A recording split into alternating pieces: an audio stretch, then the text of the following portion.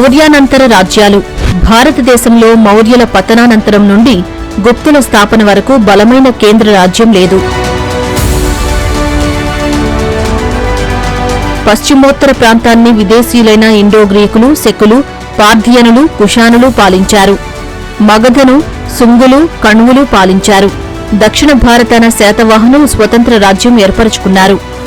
ముఖ్య ఆధార గ్రంథాలు: పురాణాలు, గార్గి సంహిత, పతంజలి మహాభాష్యం, దివ్యవాదన, భానుని హర్షచరిత, కాళిదాసు మాళవికాగ్నిమిత్రం. శుంగవంశం. చివరి మౌర్య పాలకుడు బృహద్రథుని వధించి ఆయన సేనాని పుష్యమిత్రుడు శుంగవంశాన్ని స్థాపించాడు. రాజభాష సంస్కృతం. భానుని హర్షచరిత్రం పుష్యమిత్రుని గురించి తెలుపుతుంది. ఇతని పుత్రుడు అగ్నిమిత్రుడు విదర్భపై విజయం సాధించడాన్ని ఇతివృత్తంగా కాళిదాసు మాళవికాగ్నిమిత్రాన్ని రచించాడు. పుష్యమిత్ర శుంగుడు రాజధానిని పాటలీపుత్రం నుండి విదిశకు మార్చాడు. ఇతని ఆస్థాన కవులైన పతంజలి మహాభాష్యం, పాణిని, అష్టాధ్యాయిని రచించారు. పుష్యమిత్రుడి తర్వాత అగ్నిమిత్రుడు, బాగుడు రాజ్యానికి వచ్చారు. బాగుడి కాలంలో గ్రీకు రాయబారి హెలియాడోరస్ శుంగ రాజ్యాన్ని సందర్శించాడు.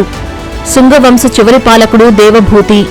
దేవభూతిని అతని మంత్రి వాసుదేవుడు సంహరించి కణ్వ వంశాన్ని స్థాపించాడు. కణ్వ వంశం. కణ్వ వంశ స్థాపకుడు వాసుదేవ కణ్వ. వాసుదేవ కణ్వ రాజధానిని విదిశ నుండి పాటలీపుత్రంకు మార్చాడు. వాసుదేవ కణ్వ తర్వాత పాలకులు భూమిమిత్ర, నారాయణ, సుశర్మ. కణ్వ వంశ చివరి రాజు సుశర్మను శాతవాహన రాజు పులోమావి సంహరించి కణ్వ వంశాన్ని అంతం చేశాడు. ఇండో-గ్రీకులు. మౌర్యుల అనంతరం వాయువ్య భారతదేశాన్ని పాలించిన మొదటి విదేశీయులు ఇండో-గ్రీకులు. హిందూకుష్ పర్వతాల నుండి భారతదేశానికి వచ్చారు. హిందూకుష్ పర్వతాలకు ఓక్సస్ నదికి మధ్య గల ప్రాంతాన్ని బాక్ట్రియాగా పిలుస్తారు. భారతదేశంలో మొదటిసారిగా బంగారు నాణెములను ప్రవేశపెట్టారు. భారత్లోని సింధు, పంజాబ్ ఆక్రమించిన ఇండో-గ్రీకు మొదటి పాలకుడు డెమిట్రియస్. డెమిట్రియస్ వెండి, రాగి నాణేలను జారీ చేశాడు.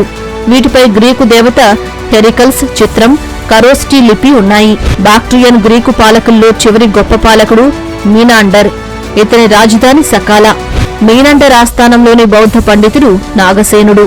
మీనాండర్, నాగసేనుడికి మధ్య జరిగిన బౌద్ధ సంభాషణపై రచించబడిన గ్రంథం మిళింద పన్హా. మీనాండర్ బౌద్ధమతం స్వీకరించాడు.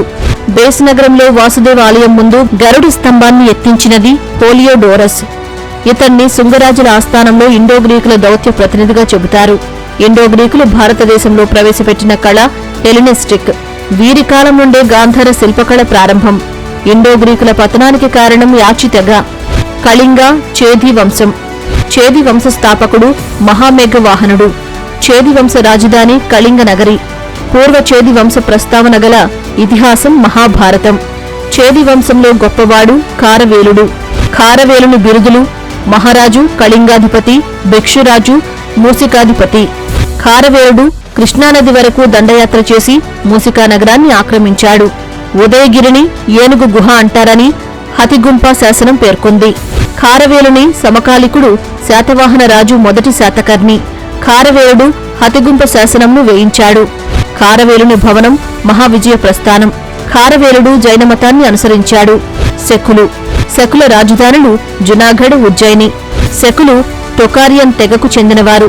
చైనాలో శకులను సిథియన్లు అంటారు. శకుల గురించి ప్రస్తావించిన శాసనం డేరియస్. శకులలో ముఖ్యులు మావుస్, నహపానుడు.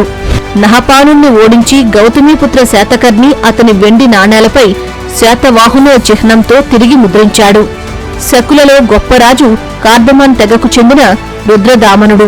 రుద్రదామనుడు మొదటి సంస్కృత గిర్నార్ శాసనం వేయించాడు.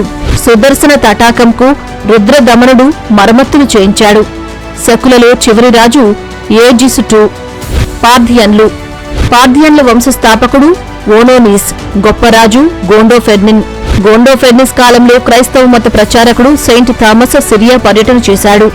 భారతదేశానికి వచ్చిన మొదటి క్రిస్టియన్ సెయింట్ థామస్.